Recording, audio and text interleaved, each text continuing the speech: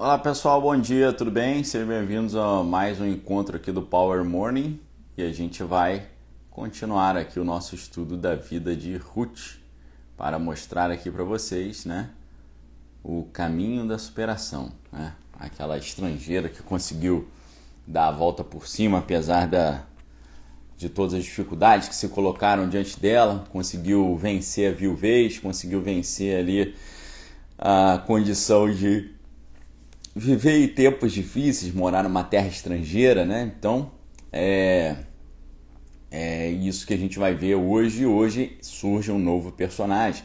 A gente está partindo para o capítulo 2 de Ruth. E no capítulo 2 do livro de Ruth surge o personagem Boaz. Boaz é um personagem cujo nome é muito significativo. Nós temos aquele método, né, de olhar o texto no original. É o método que deu o nome à minha editora, por exemplo, Desvendando o Original, o método que norteia, né, os meus estudos bíblicos, que é o método de você olhar o texto original tentando entender o espírito da época, né, tentando entender ali o quadro do referencial, o contexto histórico que deu origem a esse tipo de conteúdo. E nós temos aí o nome hebraico Boaz, que pode significar rapidez ou nele a força, né? Conforme um comentário da Jewish Study Bible, né? Ou então pode ser também na força, como está traduzido lá em Miqueias 5:4, né? Vejam o que diz Miqueias 5:4, diz: ele se manterá firme e apacentará o povo na força do Senhor, né? Na força é Beoz, né? Então Boaz soa muito parecido com Beoz. B é a preposição na, no, então Oz é força, na força, né? Então Boaz soa muito parecido com rapidez, ou nele a força, ou na força, né? Então Miqueias 5:4 diz: ele se manterá firme e apacentará o povo na força, Beoz, do Senhor, na majestade do nome do Senhor seu Deus, e eles habitarão seguros, porque agora será ele engrandecido até os confins da terra, ok? Então veja como o versículo de Miqueias, curiosamente, se encaixa bem com a história de Ruth e Noemi, né?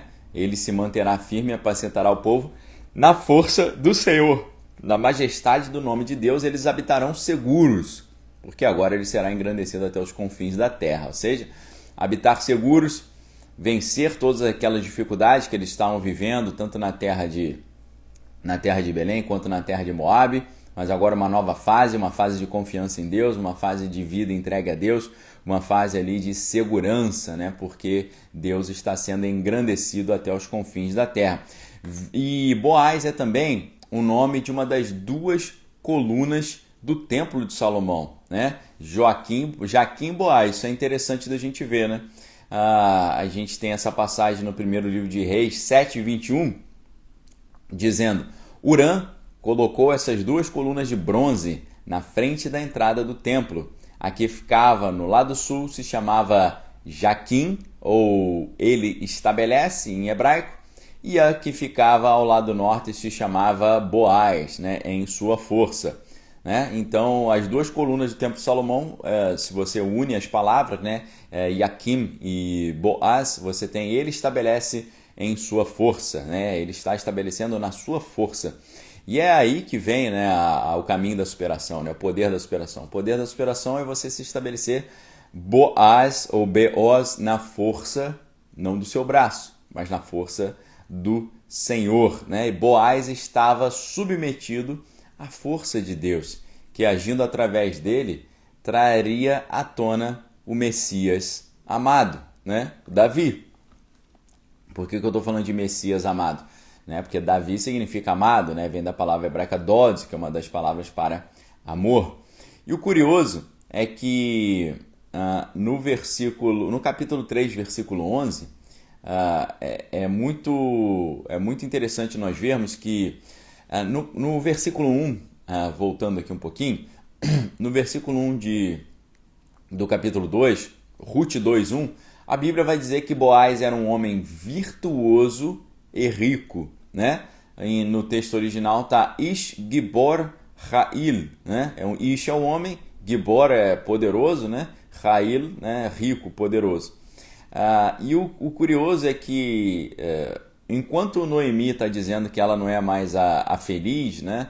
Noomi em hebraico, ela é agora Mara, né? Porque é amargurada.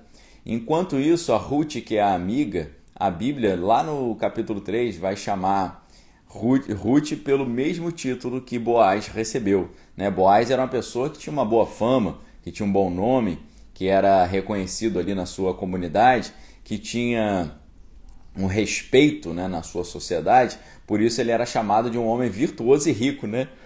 Um Ish Gibor Hail. Ish Gibor Hail. E o que é interessante é que Ruth não tinha aos olhos humanos ali prestígio, era uma mulher estrangeira, era uma mulher que tinha perdido seu sogro, seu marido, então era vista ali com maus olhos, como uma pessoa amaldiçoada, mas a Bíblia mostra que o próprio Boaz, que era conhecido como alguém virtuoso e rico, ele usa a mesma expressão para falar de Ruth, só que na versão feminina, né? Ele chama ela de Eshet Hail, né? Ou seja, uma mulher virtuosa, uma mulher gloriosa. Ou seja, Noemi não sabia, mas para Deus ela tinha a mesma virtude e a mesma prosperidade de Boaz. Tá certo? Aqui está um segredo, né?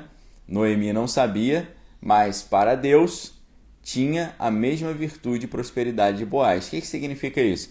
Significa a estratégia, a dica de você não ficar se pautando sobre o que os outros dizem, né? Mas você se pautar sobre o que Deus diz. Se você fosse pautar pelo que os outros dizem, você não vai sair nem de casa, né?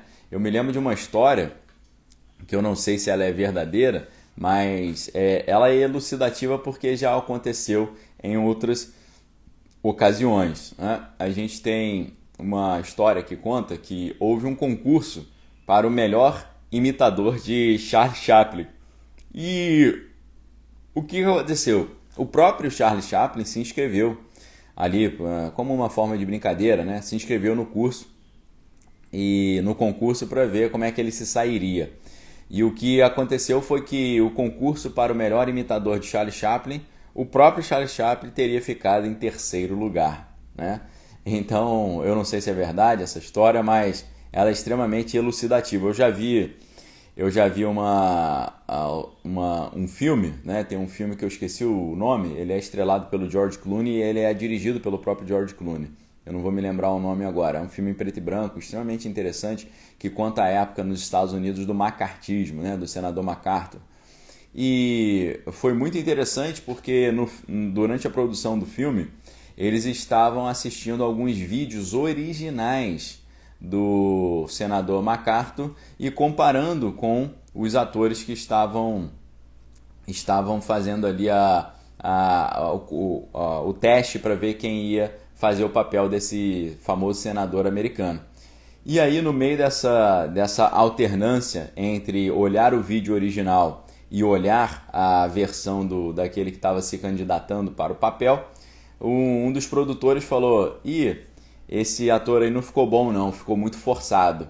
E aí falaram para ele: não, mas esse é o vídeo original do próprio senador. Então vocês vejam, né, semelhante a essa história do Chaplin, como é que se você for depender do que os outros acham de você, né? Mas ninguém me dá valor, ninguém reconhece o meu trabalho, ninguém me incentiva, ninguém me patrocina, ninguém me apoia, ninguém diz que é legal, ninguém me dá uma dica. Sinceramente, pessoal, se você for depender disso, a Ruth ficaria lá em Moab, lá, arrumaria outro marido e ia ficar por isso mesmo. Não se transformaria numa das ancestrais do rei Davi e, por conseguinte, também do próprio Cristo, ok? Então, quando Noemi fala o teu Deus é o meu Deus, o teu povo é o meu povo, onde tu fores irei eu, ela está dizendo que ela não está mais preocupada com a palavra da sua família, com a palavra dos seus amigos, com a palavra das pessoas. Ela quer saber o que Deus quer para a vida dela, né? Ela quer viver o sonho de Deus, não o seu sonho pessoal. Então, naquele momento, ela troca de referência, ela muda de paradigma, ela não quer mais o paradigma humano, ela quer mais o paradigma divino. E é uma atitude muito sábia, porque a Bíblia diz que assim como os céus são mais altos do que a terra, os caminhos de Deus são mais altos que os nossos caminhos e os pensamentos de Deus são mais altos do que os nossos pensamentos. Ele sabe melhor, obviamente, Sempre. Ele sempre sabe melhor. E aí Noemi fez isso. Ela não escutou a palavra dos conselhos de ímpios, nem se deteve no caminho dos pecadores, nem se assentou na roda dos escarnecedores. Antes, ela teve o seu prazer na lei do Senhor e na sua lei. Ela meditou de dia e de noite, e agindo assim, se transformou, obviamente, como uma árvore plantada junto a rio de águas, que dá fruto no tempo certo, cujas folhas não caem, e que tudo que fizer prosperará. Ok? Então, Ruth é uma mulher tão virtuosa, né? Tão virtuosa, que ela tem a ideia, né, de colher espigas, né?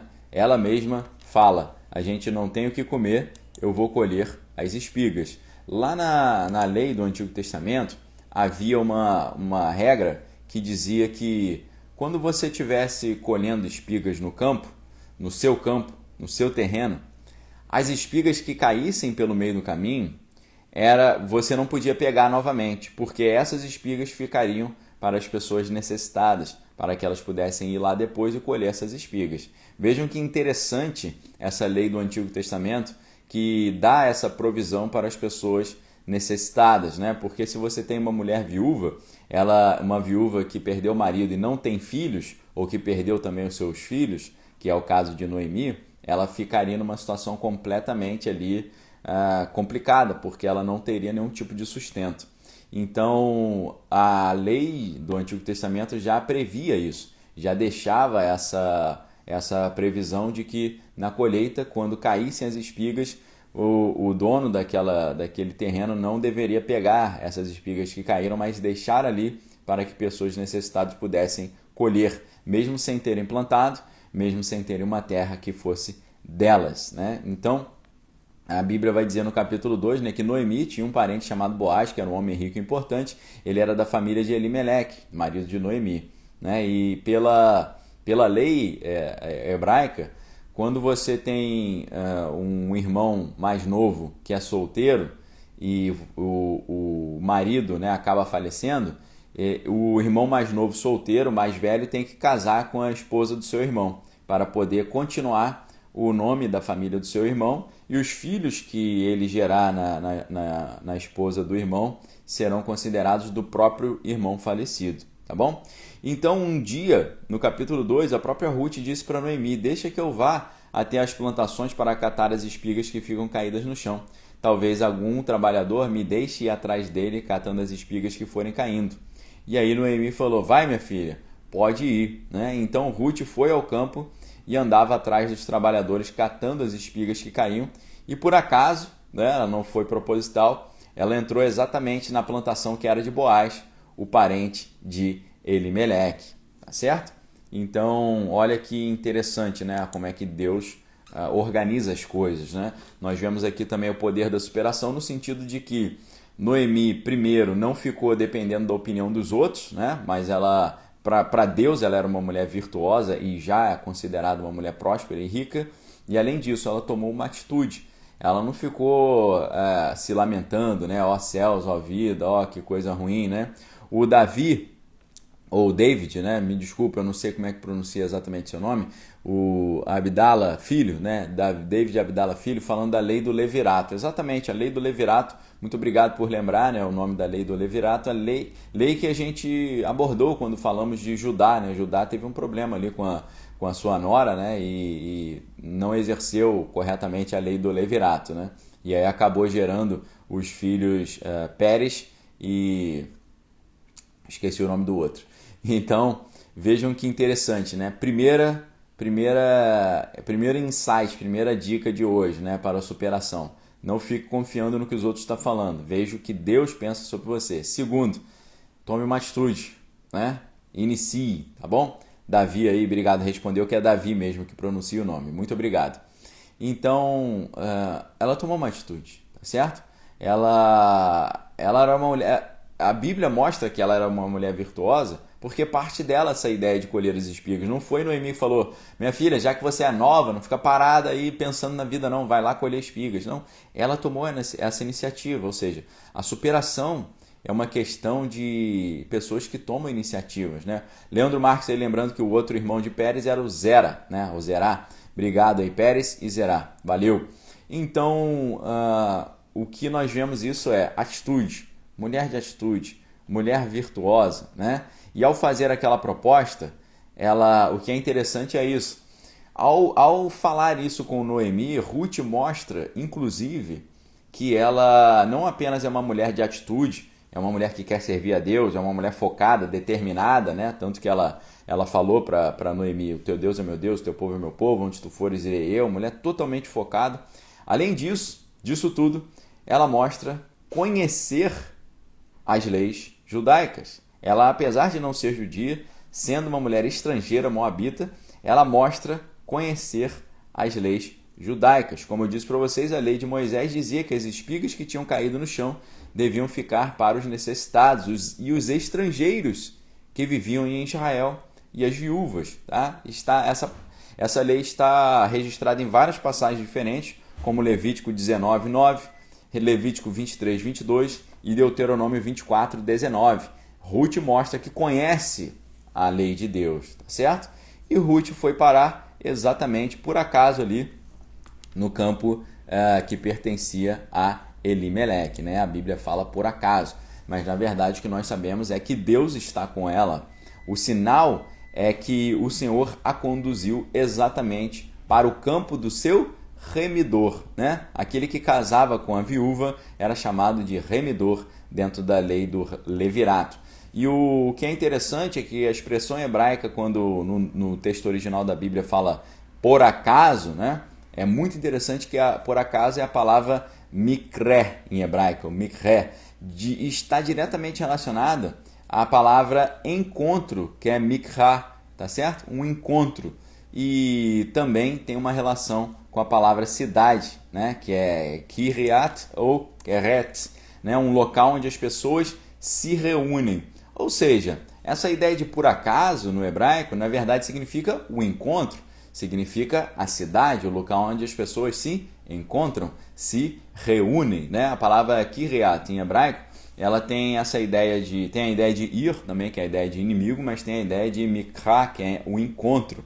Ou seja, foi Deus que levou Ruth a encontrar com o seu remidor, né? Não foi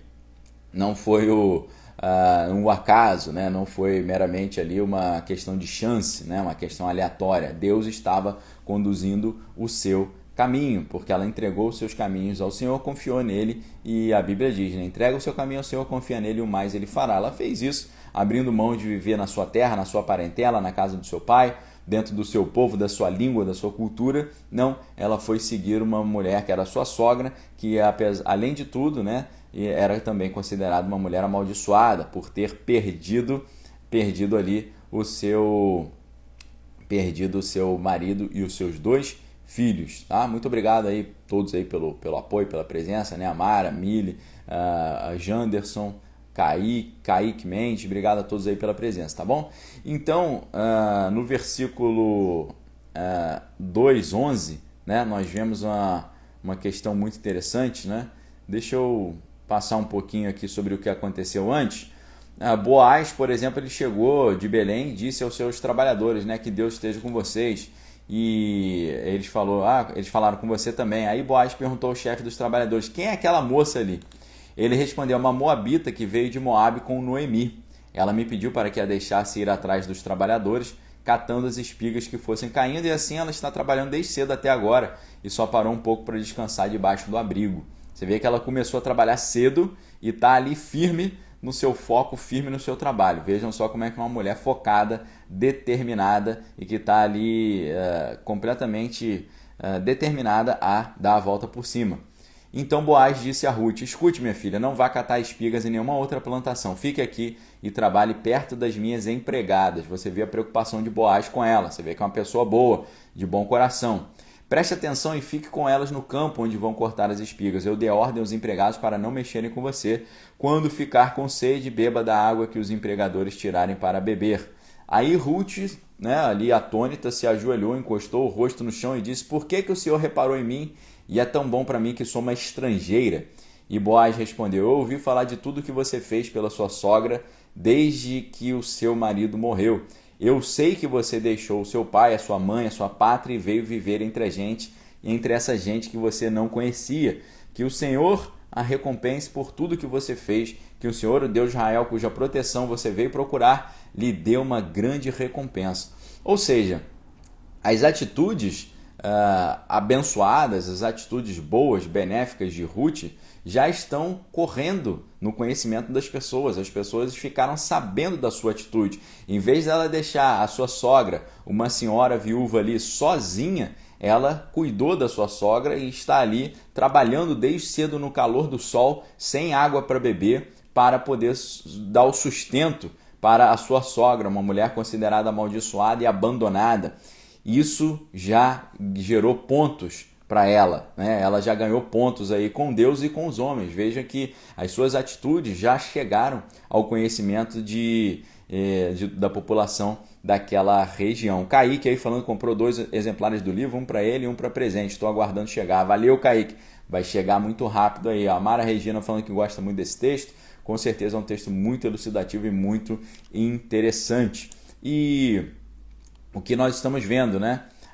No versículo 11 aqui, né? Quando nós lemos que o Boaz dizendo: eu ouvi falar de tudo que você fez pela sua sogra desde que o seu marido morreu. Eu sei que você deixou seu pai, sua mãe, sua pátria e veio viver entre um povo que você não conhecia. Ou seja, é uma pessoa que largou tudo para viver a fidelidade a Deus e a fidelidade à sua sogra, tá certo? Largou tudo para servir, largou tudo para estar em comunhão com Deus e prover para a sua sogra. Isso nos lembra, né, muito o que a Bíblia fala para Abraão: sai da tua terra, da tua parentela, da casa do teu pai, para a terra que eu te mostrarei. Ou seja, saia do conforto e venha viver o sobrenatural de Deus, né? E o Davi aí lembrando que a lei mosaica determinava que eles cuidassem das viúvas e dos órfãos, né? Daí a atitude, né, que agradou Boaz, né? Boaz viu Noemi cumprindo a lei de Deus mesmo sendo uma estrangeira, né? O meu sogro Edgar aí também falando que a passagem é muito bonita, né? Minha mãe também está na área aí falando que gosta da passagem, a Lou Lopes. Cid Braga também falando aí que é uma benção, exatamente. Então vocês vejam a virtude, né? Quando o Boaz lá na frente vai falar que ela é uma mulher virtuosa, é porque realmente ela era, e Deus já sabia disso, né? Ao contrário do que o povo dizia: essa mulher é estrangeira, essa mulher é amaldiçoada, ela perdeu o marido e o sogro e o cunhado, essas mulheres aí estão debaixo de maldição. Ela não, ela se via como uma mulher batalhadora, uma serva de Deus que quer servir ao Senhor, que quer fazer o certo, que quer prosperar, que quer crescer, que quer ter uma família, que quer ter filhos, que quer ter uma vida abençoada. E ela arregaçou as mangas e foi para o campo fazer o seu trabalho. Não ficou ali se lamentando, né? E Boaz derrama uma bênção sobre a vida dela. Até aqui a gente só tinha visto maldição. E no versículo 12, Ruth 2:12, nós vemos Boaz lançando uma bênção sobre a vida dela. Que o Senhor a recompense por tudo que você fez, que o Senhor, o Deus de Israel, cuja proteção você veio buscar, lhe dê uma grande recompensa. E aí Ruth diz para Boaz: o Senhor está sendo muito bom para mim. O Senhor me dá ânimo, falando comigo com tanta bondade, pois eu mereço menos do que uma das suas empregadas. E aí, no versículo 14, nós vemos que na hora do almoço, Boaz disse a Ruth: vem aqui, pegue um pedaço de pão e molhe no vinho. Então ela sentou-se ao lado dos trabalhadores e Boaz lhe deu uma cevada torrada. Ela comeu até ficar satisfeita e ainda sobrou, tá certo? E olha que interessante. Quando nós lemos, né, mole no vinho, na verdade, o termo original é hometz. Hometz significa vinagre, tá bom? E era um costume mergulhar o pão no vinagre, que era usado ali como um refresco ali naquelas regiões, tá certo? Então, o que está acontecendo? Deus já está vendo as atitudes de Noemi e Deus já está recompensando Noemi pelas suas atitudes abençoadas. Quando você faz algo abençoado, e a Bíblia diz que a gente deve fazer as coisas abençoadas em secreto e não em público, aquele Deus que vem em secreto vai te recompensar.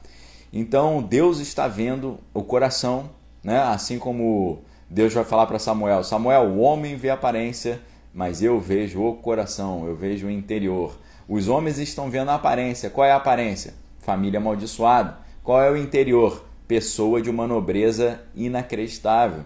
Deus está vendo o interior e Deus está recompensando Noemi desde já pelas suas atitudes em favor da sua sogra e em favor da fidelidade a Deus e pelo desejo de servir a Deus e buscar de Deus o seu abrigo, o seu socorro bem presente na hora da tribulação, né? Buscar ali estar no esconderijo do Altíssimo, na sombra do Onipotente.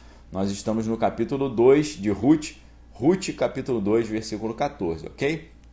Ismael falou: a atitude de Ruth agradou tanto a Deus a ponto deste ali estar, né, na genealogia de Jesus descrita no Evangelho de Mateus. Com certeza, isso aqui foi uma atitude muito nobre, né, muito distinta.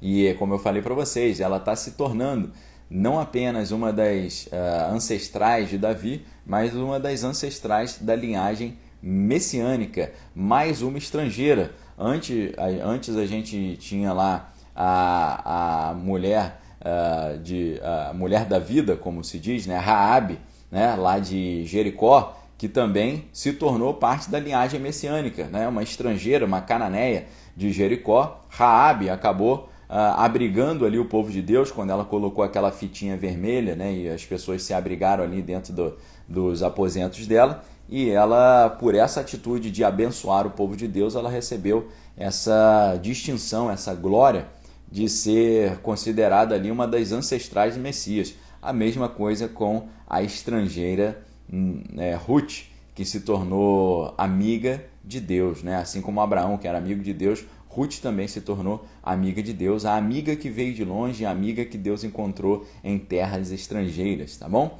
E é isso, galera. Ficam essas dicas para vocês.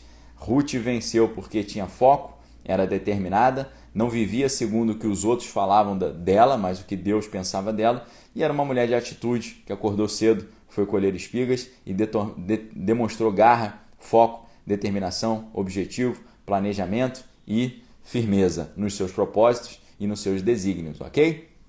A Miri Bicho falando que a mãe de Boaz era Raabe, né? Então Raabe e Ruth eram estrangeiras que se converteram ao Deus de Israel. Na verdade, essa Raabe que eu estou falando é outra Raabe, uma Raabe bem antiga, lá da época que Josué estava vindo com o povo invadir, né, conquistar a terra, né, na época que eles conquistaram a terra de Jericó, tá certo? É outra Raabe, ok? Então, pessoal, fique com Deus, examine todas as coisas que tem que é bom. A gente se vê amanhã, se Deus assim o permitir, com mais um estudo aqui sobre o poder da superação, tá certo? Forte abraço, até amanhã. Valeu!